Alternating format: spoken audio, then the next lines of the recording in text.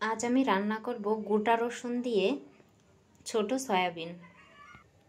আমি সয়াবিনগুলোকে 30 মিনিট ভিজিয়ে রেখে তারপর এগুলো ভালোভাবে ছেঁকে নিয়েছি। দেখো এখানে নিয়েছি সেদ্ধ আলু। এখন সেদ্ধ আলুগুলো আমি ম্যাশ করে রেখে দেব।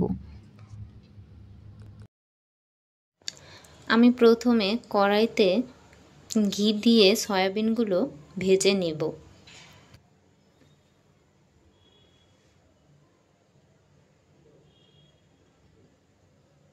ঘিটা গরম হয়ে গেছে, এবার সয়াবিনগুলো দিয়ে দেব।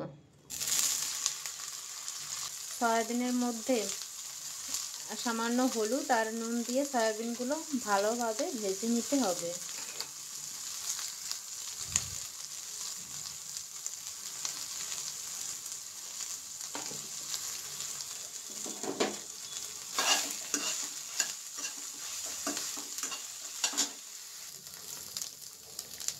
সয়াবিনগুলো ভাজা হয়ে গেছে, এবার এগুলোকে তুলে নেব। এবার কড়াইতে তেল দিয়ে তার মধ্যে দিয়ে দেবো গোটা জিরে,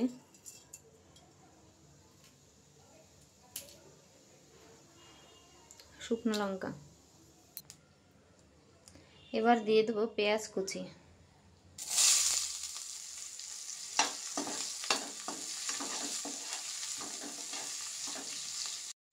পেঁয়াজটা ভাজা ভাজা হয়ে গেছে, এবার এর মধ্যে দিয়ে দেব আদা কুচি।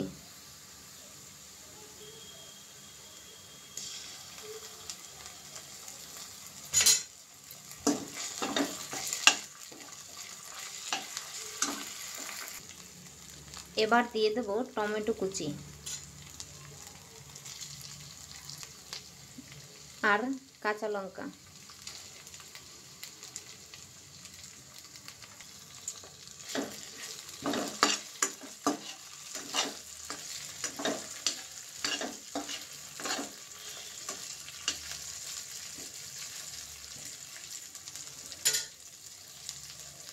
এবার দিয়ে দেব গোটা রসুন।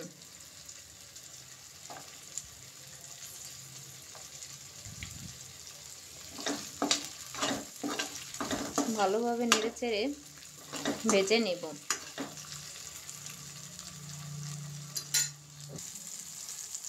এবার দিয়ে দেব ধনিয়ার গুঁড়ো আর দেব জিরের গুঁড়া দিয়ে ভালোভাবে নেড়েচেড়ে নেব।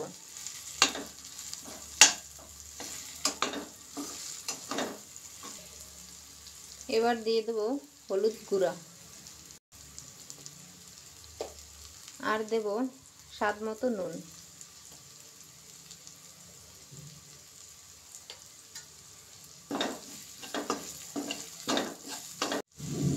এবার দিয়ে দেব সেদ্ধ করে রাখা আলু।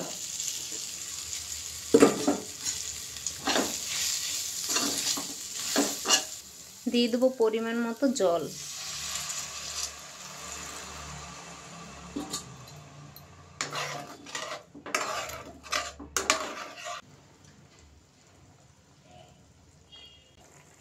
জলটা ফুটে উঠেছে, এবার দিয়ে দেব সয়াবিন।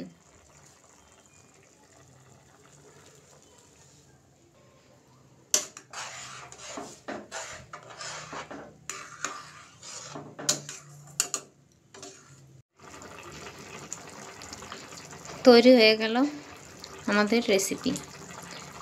ভিডিওটি ভালো লাগলে অবশ্যই লাইক, কমেন্ট, শেয়ার করবেন এবং সাবস্ক্রাইব করতে একদম ভুলবেন না।